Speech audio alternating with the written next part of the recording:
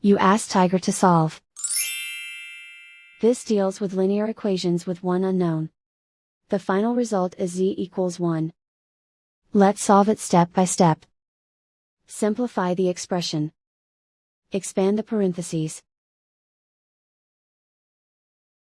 Simplify the arithmetic. Group all constants on the right side of the equation. Add 40 to both sides. Simplify the arithmetic.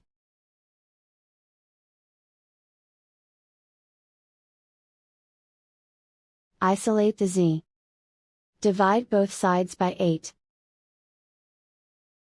Simplify the fraction.